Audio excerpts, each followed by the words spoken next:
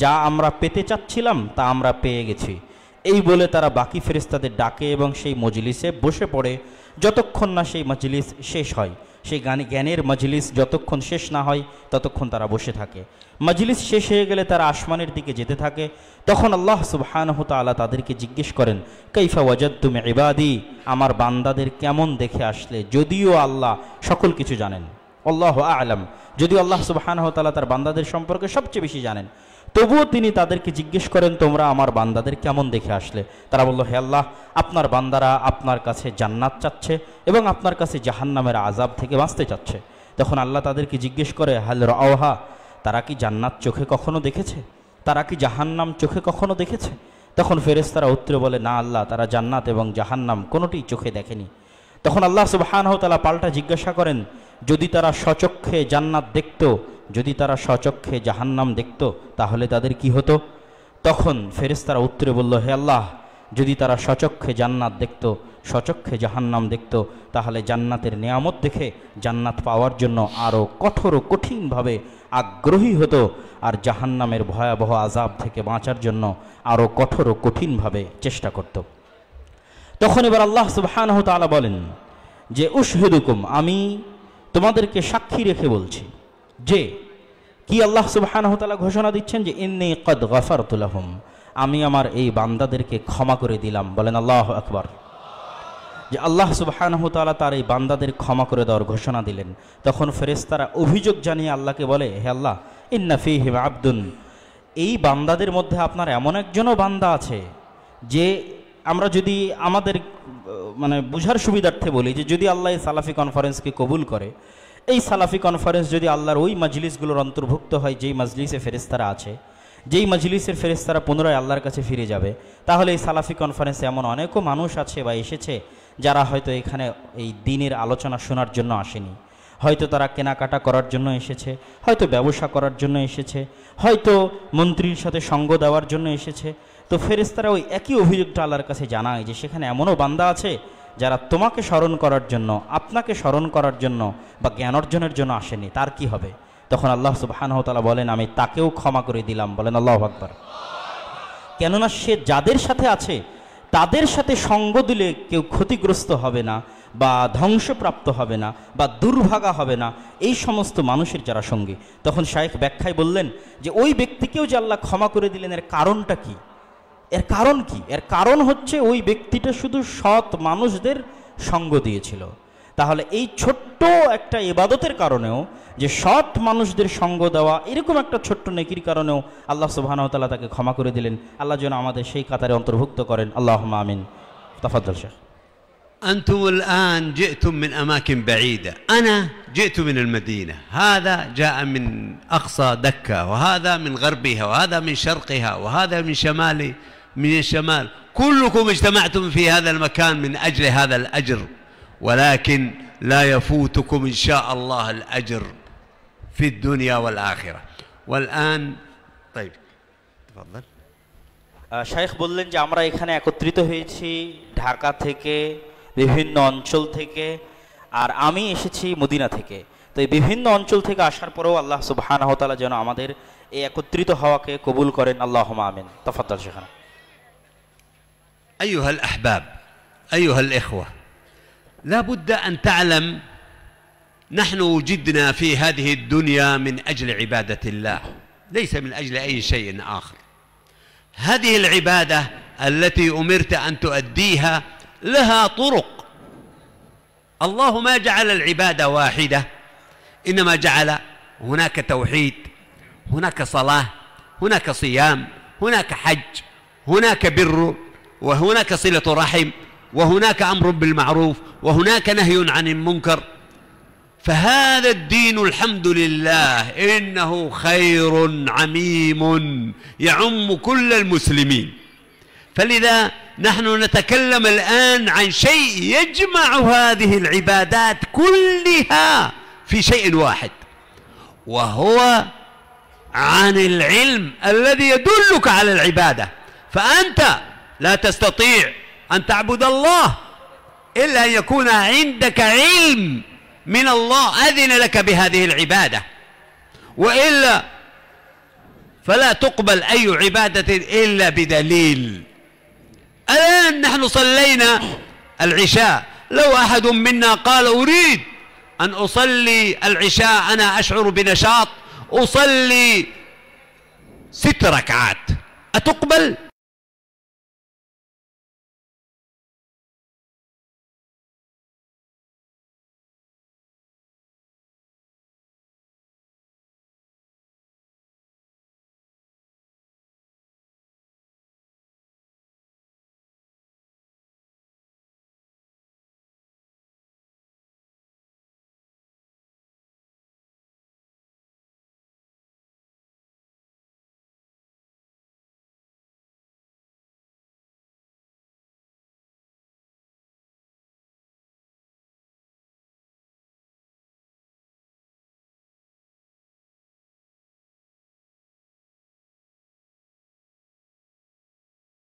الجواب لا. لماذا؟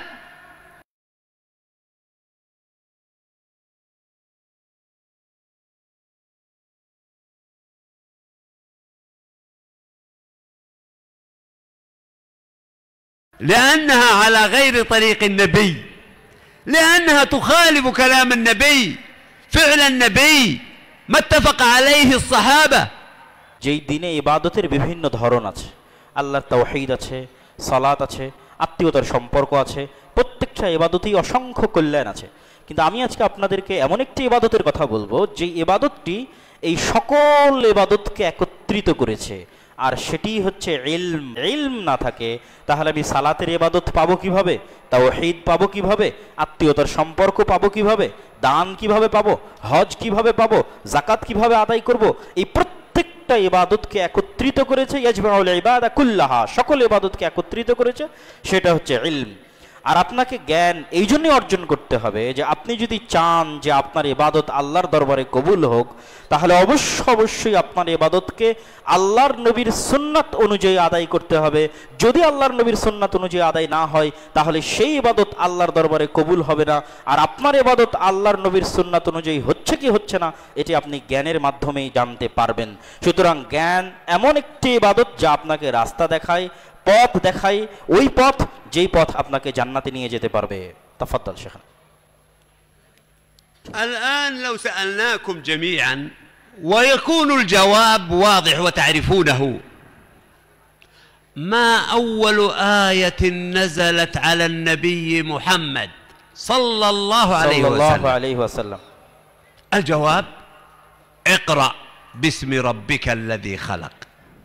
أتاه الملك وغطه ثم قال له اقرأ، قال ما أنا بقارئ، في حديث عائشة في البخاري وفي الصحيحين. اقرأ ما أنا بقارئ، فغطه 3 ثم قال له اقرأ باسم ربك الذي خلق، ثم رجع إلى خديجة وأخبرها، والقصة معروفة. لكن أنا أريدك أن تفكر في هذه المناسبة، وهي مناسبة اقرأ باسم ربك الذي خلق، خلق الإنسان من علق. اقرأ وربك الأكرم الذي علم بالقلم، علم الإنسان ما لم يعلم. تقول عائشة رضي الله عنها، وهذا في البخاري وهو أصله في الصحيحين، أنها أول ما أنزل على النبي هذه ال5 آيات التي تلوتها عليكم. أنت فكر فيها، لماذا أول ما أنزل على النبي صلى الله عليه وسلم هذه الآيات ال5؟ وما مناسبتها لما نتكلم عنه وهو العلم؟ الآن أعمل فكرك. সম্মানিত শায়খ এতক্ষণ বললেন যে আমি যদি আপনাদেরকে জিজ্ঞেস করি, যে আপনাদেরকে কাছে জানতে চাই যে পবিত্র কোরআনের প্রথম অবতীর্ণ আয়াত যেটি আমাদের নবী মুহাম্মদ বলেন সাল্লাল্লাহু আলাইহি ওয়াসাল্লামের উপর অবতীর্ণ হয়েছে, সেই আয়াত কোনটি? অবশ্যই আপনারা জেনে থাকবেন যে সেই আয়াতটি হচ্ছে ইকরা বিসমি রাব্বিকাল্লাযী খালাক।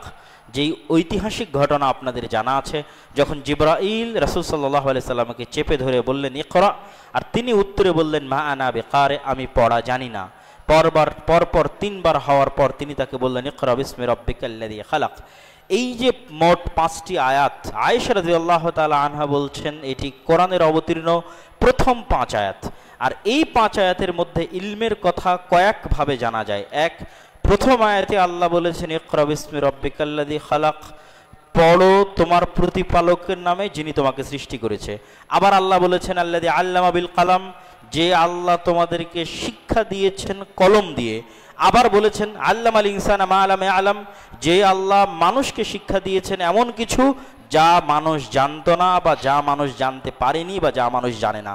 তাহলে পরপর এই 5টি আয়াতের মূল ভিত্তিটাই জ্ঞানের উপর। কলম দিয়ে শিক্ষা দেওয়া, মানুষ যা জানে না তা শিক্ষা দেওয়া, আল্লাহর নামে পড়া। তাহলে ইসলামের যে প্রথম অবতীর্ণ হওয়া 5টি আয়াত, সেই 5টি আয়াতের মূল সারমর্মটাই হচ্ছে জ্ঞান। تفضل شيخنا. فهذه الآية وهي الأولى اقرأ، وقول النبي ما أنا بقارئ. اقرأ يعني اتلو، كما نقول الآن أنا أقرأ القرآن أو أقرأ الجريدة أو أقرأ أي شيء، إذن اتلوه. والنبي صلى الله عليه وسلم يقول ما أنا بقارئ، يعني أنا لا أعرف أن أقرأ. فهذا إخبار أن النبي صلى الله عليه وسلم، يقول العلماء إخبار أن النبي سيقرأ. والمقصود بالقراءة في اللغة أن تقرأ شيئا محفوظا أو تقرأه بورقة، تقرأه أمامك. إن كان محفوظ يعني كأن الدين وكأن الله يخبر محمد عليكم أن تنتبهوا وتحفظوا ما سأتلوه عليكم، وهو كتاب الله، فهو أهم شيء حتى تكونوا من السعداء. اهتموا بهذا الذي يحفظ، فاحفظوا كتابكم. وإن كان قول النبي ما أنا بقارئ يعني المقصود أن يقرأ، فهو تنبيه إلى أن الأمة عليها أن تقرأ.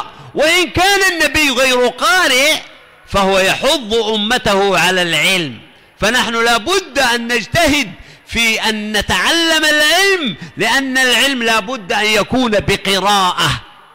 فكيف يكون العلم بدون قراءة إلا أن يكون مثل النبي؟ والنبي هذا معجز أنه يقرأ القرآن ويحفظ القرآن ويبلغ الدين وهو لا يعرف يقرأ. لماذا؟ سأخبركم بعد ذلك. উনি আমাদেরকে, আমরা যে আয়াতটি পাঠ করেছি এই আয়াত থেকে একটি দাকিক বিষয় ইস্তেমবাত করতে চাচ্ছেন।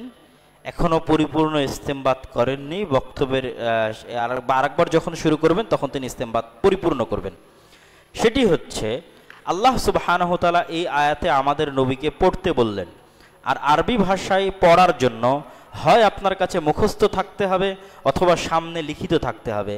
কিন্তু ওই মুহূর্তে রাসূল সাল্লাল্লাহু আলাইহি ওয়াসাল্লামের কাছে কোনো বিষয় মুখস্থও ছিল না, কেননা তাকে বলা হয়নি, আর তার সামনে লিখিতও ছিল না। এই জন্য তিনি উত্তরে বলেছেন মা আনা বিকারে। আর এটার মাধ্যমে পরবর্তী উম্মতকে সতর্ক করা হয়েছে যে এই কোরআন যখন তোমাদের উপর অবতীর্ণ হবে তখন অবশ্যই তোমরা এই কোরআনকে পড়বে এবং এই কোরআনকে মুখস্থ করার চেষ্টা করবে। এবং আমাদের নবী মুহাম্মদ সাল্লাল্লাহু আলাইহি ওয়াসাল্লাম পুরো কোরআন অক্ষর না জেনেও মুখস্থ অবস্থাতেই মানুষকে শুনিয়েছেন, মুখস্থ করেই মানুষকে শিখিয়েছেন। অতএব জ্ঞানার্জনের ক্ষেত্রে পড়া এবং জ্ঞানার্জনের ক্ষেত্রে মুখস্থ করার কোনো বিকল্প নেই। تفضل شيخ. فالنبي ليس بقارئ لأن هذا معجز، لأنه لو كان يقرأ لقال كفار مكة نعم هو قرأ الكتب القديمة فجاء بالقرآن من عند نفسه. ولكن الله جعل النبي لا يقرأ حتى إذا جاء بكتاب جاء بكلام يعلم الناس أنه هو ما قرأ، من أين جاء به إلا أن يكون من رب العالمين. وهذا الكلام وهو القرآن معجز، حتى العرب ما تستطيع أن تفعل مثله كلهم، حتى الكفار الذين في زمن النبي ما استطاعوا أن يأتوا بمثل هذا القرآن.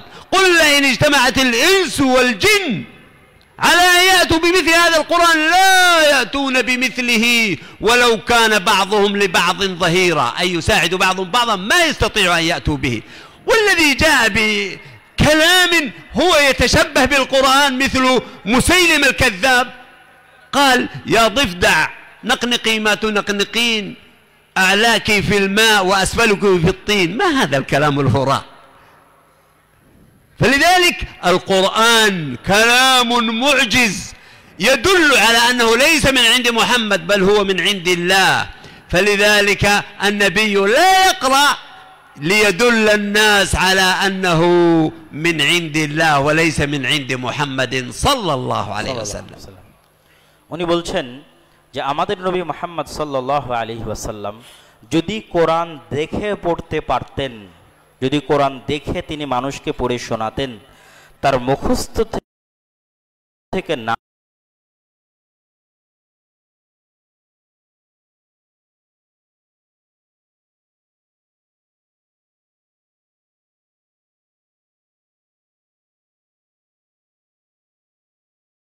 বলতেন, তাহলে মানুষজন এই অভিযোগ উঠাতে পারত যে মুহাম্মদ সাল্লাল্লাহু আলাইহি ওয়াসাল্লাম হয়তো আরো 10টা আসমানি কিতাব তাওরাতের মতো, ইনজিলের মতো সেগুলো পড়েই করে থাকি, যে আর 10টা বই পড়ে নবী নিজেও যদি পড়তে পারতেন আর পড়ে শোনাতেন তো মানুষ এটাই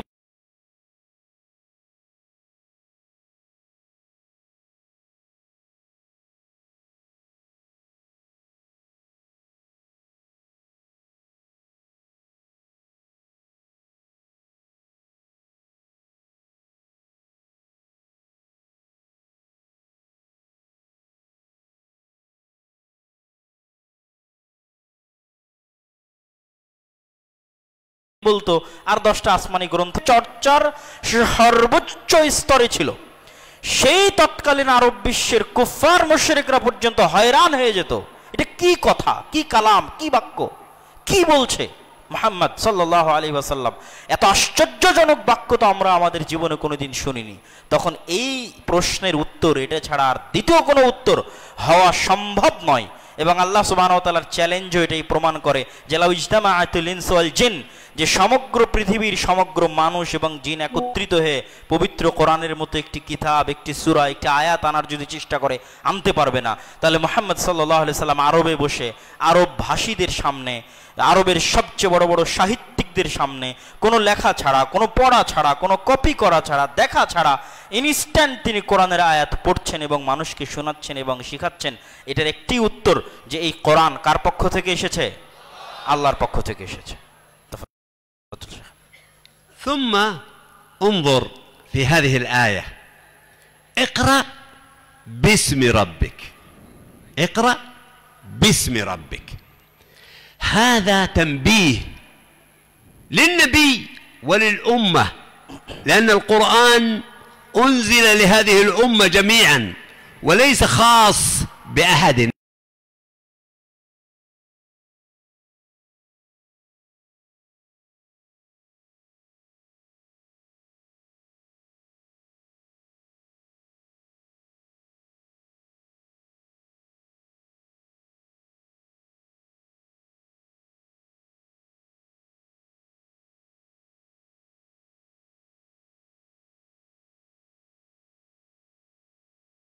دون أحد. انظر، قال اقرأ باسم ربك، يعني كأنه تعلم العلم وليكن هذا العلم تريد به وجه الله، يعني لرسول، بل العبادة لله، فكل شيء تعبد الله هو لله وحده، وما أمروا أي الأنبياء إلا ليعبدوا الله مخلصين له الدين. هذا المعنى الأول، ويوجد معنى ثاني سأخبركم به بعد قليل. নাম শেখ বললেন যে আপনারা পবিত্র কোরআনের এই আয়াতটির প্রতি গভীরভাবে দৃষ্টিপাত করুন যে আল্লাহ বলছেন ইকরা বিসমি রব্বিক, আপনার প্রতিপালকের নামে পড়ুন। আর আল্লাহ সুবহানাহু ওয়া তাআলা হচ্ছেন রব্বুল আলামিন। তো রব্বুল আলামিন মানে এই কোরআন সমগ্র দুনিয়াবাসীর জন্য, শুধু কোনো ব্যক্তি বা কোনো গোষ্ঠী বা কোনো গোত্রের জন্য নয়। পাশাপাশি আরও একটি বিষয় এখান থেকে প্রমাণিত হয় যে আল্লাহর নামে পড়তে হবে মানে কেউ যেন কোরআন পড়তে চাইলে, জ্ঞান অর্জন করতে চাইলে সে যেন তার অন্তরকে পরিষ্কার করে নেয় এবং নিয়ত শুধু এটাই রাখে যে সন্তুষ্টি অর্জন করতে চায় কার? আল্লাহ। ইউরিদু ওয়াজহ আল্লাহ, বিসমি রব্বিক দ্বারা বলার দ্বারা আল্লাহ এটাই বুঝাতে চেয়েছেন তোমরা পড়ো, আল্লাহর নামে পড়ো। মানে পড়া শুরু করার আগে তোমার নিয়ত পরিষ্কার করে নাও যে পড়াটা তুমি কিসের জন্য পড়ছো? দুনিয়া অর্জনের জন্য, তর্ক বিতর্কনের জন্য, খ্যাতি লাভ করার জন্য না। বিসমি রব্বিক, আল্লাহর নামে শুরু করার মাধ্যমে তুমি স্মরণ করো, সংশোধন হও যে এই পড়াটা তুমি পড়ছো শুধু আল্লাহর জন্য। আর উনি বললেন আমরা যত ইবাদত করি না কেন সব ইবাদতের মার্কাজ, মূল ভিত্তি হচ্ছে নিয়ত বা ইখলাস। সুতরাং আমাদের সকলের আমল জ্ঞান অর্জন থেকে সবকিছু যেন আল্লাহর ইখলাস এবং আল্লাহর সন্তুষ্টির জন্য হয়। تفضل شيخ. هذا معنى. والمعنى الثاني هو أنك أيها الإنسان إذا أردت أن تبدأ أي شيء فعليك أن تبدأه باسم الله. فأنت تقول باسم الله، بسم الله، ثم تبدأ تأكل. تدخل البيت تفتح بالمفتاح تقول بسم الله. تعطي أحد تفضل بسم الله. تجلس تنام باسمك ربي وضعت جنبي إلى آخره. فحياتك كلها حتى تقرأ القرآن تبدأ بأي شيء بسم الله. فلذلك انظروا بعض العلماء عد بسم الله التي هي في الفاتحة أولها أنها آية من القرآن.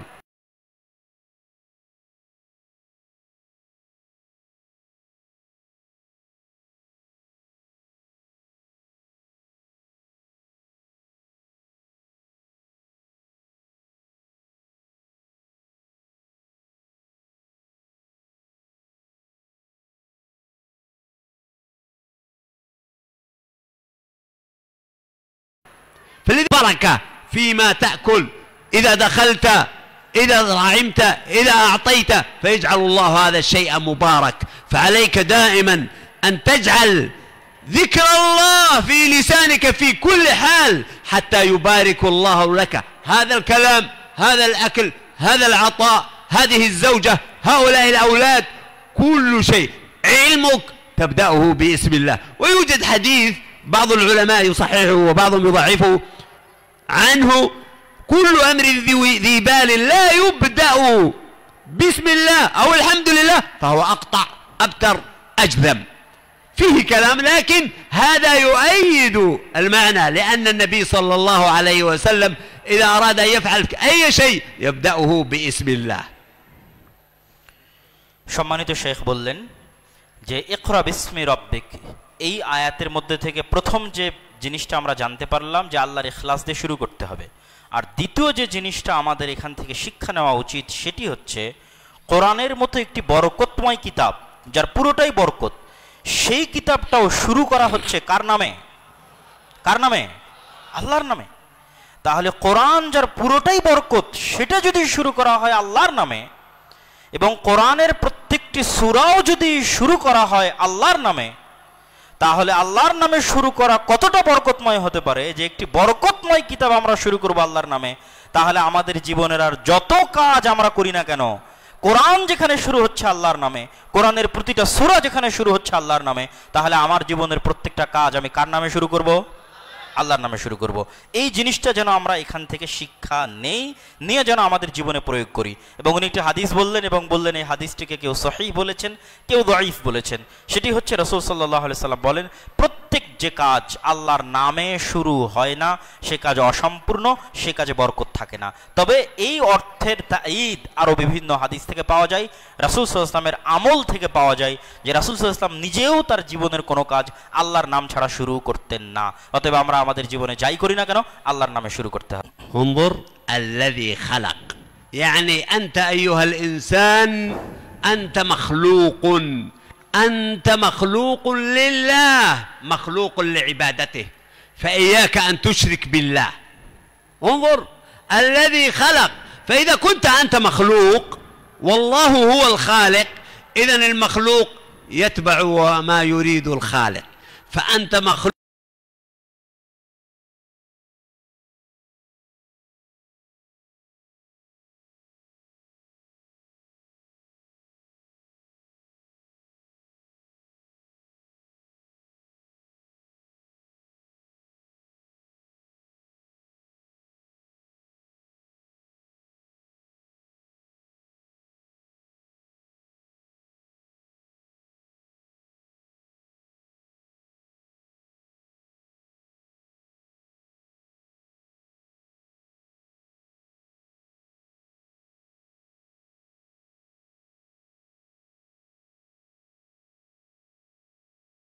مخلوق للعبادة وما خلقت الجن والإنس.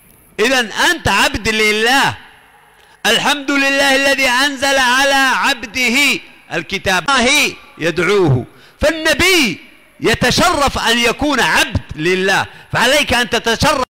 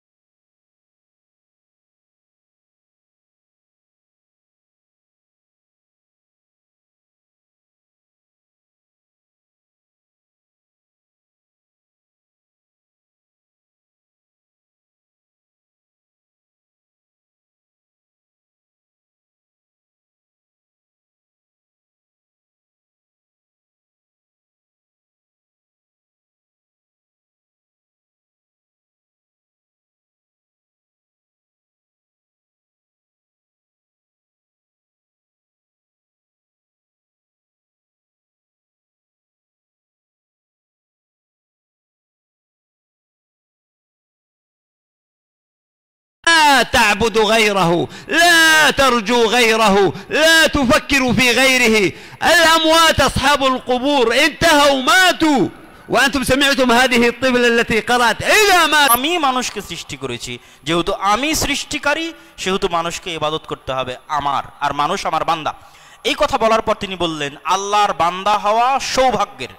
আল্লাহ তার শ্রেষ্ঠতম নবীকে, শ্রেষ্ঠতম সৃষ্টিকে মুহাম্মদ সাল্লাল্লাহু আলাইহি ওয়াসাল্লামকে পবিত্র কোরআনে তার গোলাম, তার দাস, তার বান্দা হিসেবে সম্বোধন করেছেন। সুবহানাল্লাযী আসরা বিআবদিহি লাইলাম মিনাল মসজিদিল হারামি ইলাল মসজিদিল আকসা। মহাপবিত্রতা বর্ণনা করছি সেই মহান সত্তার, যিনি তার দাসকে, যিনি তার গোলামকে, যিনি তার বান্দাকে মুহাম্মদ সাল্লাল্লাহু আলাইহি ওয়াসাল্লামকে মসজিদে হারাম থেকে মসজিদে আকসায় সফর করিয়েছেন। এখানে আল্লাহ মুহাম্মদ সাল্লাল্লাহু আলাইহি ওয়াসাল্লামের জন্য বান্দা, গোলাম, দাস শব্দ ব্যবহার করেছেন। সুতরাং এটা সম্মানের। পবিত্র কোরআনের আরো বহু জায়গায় আনজালা আলা আবদি, ওই আল্লাহ যিনি অবতীর্ণ করেছেন কোরআনকে তার বান্দার উপর, তার দাসের উপর, তার গোলামের উপর। অতএব আমাদের এই আবদ মানে বান্দা, এটার অর্থ কি? ইবাদাহ থেকে এসেছে, ইবাদত করা থেকে এসেছে, দাসত্ব করা থেকে এসেছে আবদ। অতএব আমাদেরকে সম্মানিত বোধ করতে হবে যে আমরা আল্লাহর আবদ, আমরা অন্য কারো বান্দা বা গোলাম নই, অন্য কারো সৃষ্টি নই। অতএব অন্য কারো ইবাদত আমরা করব না। এমনকি কবরবাসীর কাছে, মাজারবাজির কাছে গিয়ে তার কাছে আমরা কিছু চাইব না। কেন? ওই মাজারবাসীর কাছে গিয়ে যদি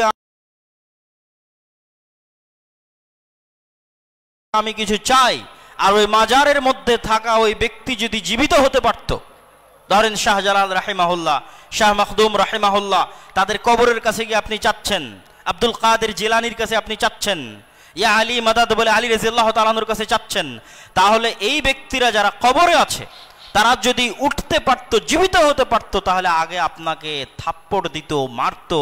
আরে কবরে আমি বিপদে আছি, আমার জন্য দোয়ার দরকার, আর তুমি এসেছো আমার কাছে দোয়া চাইতে? বলেন নাউজুবিল্লাহ। অতএব আল্লাহ যদি আমাদের সৃষ্টিকর্তা হয় তাহলে আমাদের ইবাদত করতে হবে কার?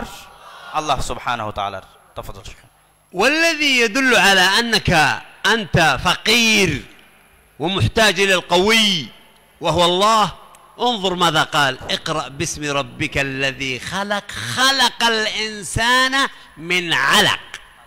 وعلق في اللغة العربية تعلق بمعنى أمسك الشيء في طرفه هكذا، تقول تعلقت النظارة هكذا، يعني معلقة، فأنت أصلك شيء معلق في جدار الرحم، جدار رحم أمك، فأنت كنت ضعيف فقير مسكين، أنت محتاج إلى الله، أنت محتاج إلى أن ينفعك، فأنت ضعيف، فكيف أنت أيها الضعيف تنفع ضعيف؟ لو أن إنسان غريق في البحر ومعه آخر يريد أن يغرق فيجتمع سيغرقان جميعا، فلذلك أنت ضعيف، تذكير أنك تحتاج إلى من يساعدك، ولكن لابد أن يكون قوي، إنه الله، فعليك أن تلجأ إلى الله.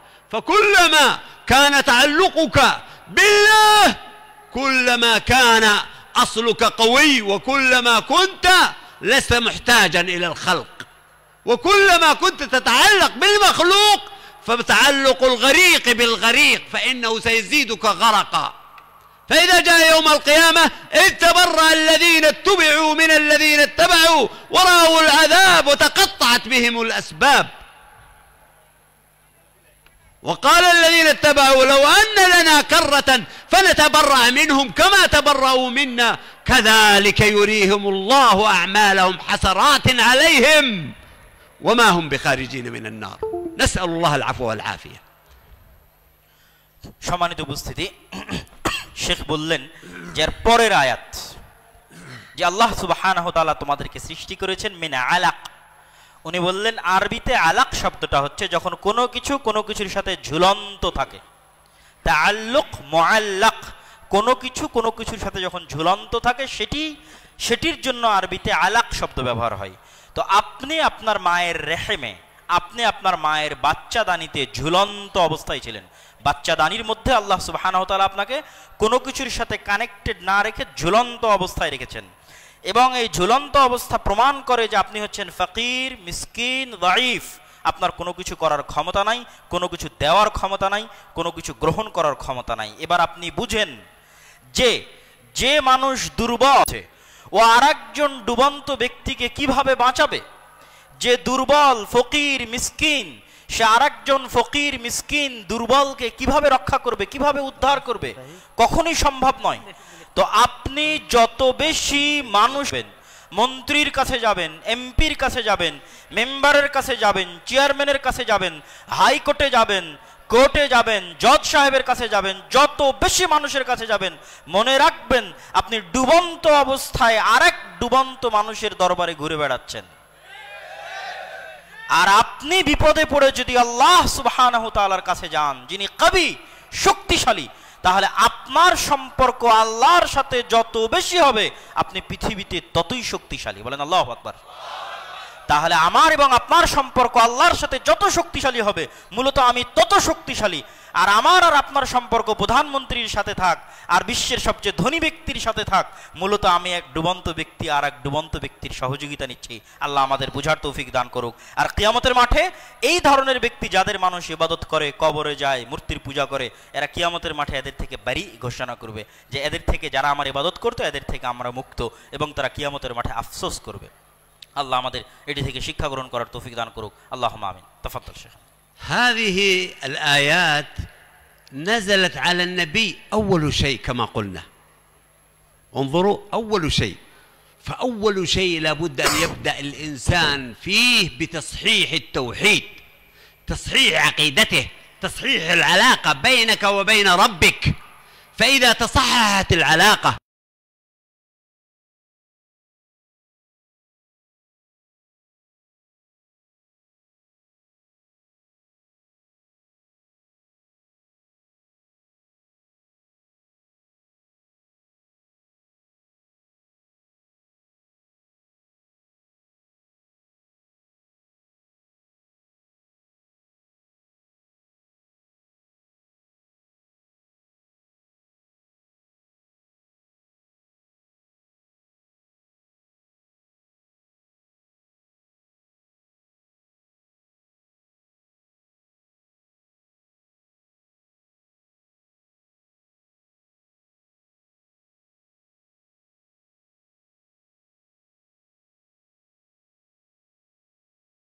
وصحت كانت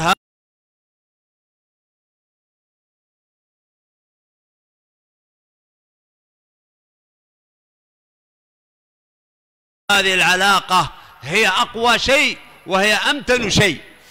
فلذلك انظروا، التوحيد أول شيء نزل على النبي صلى الله عليه وسلم، أول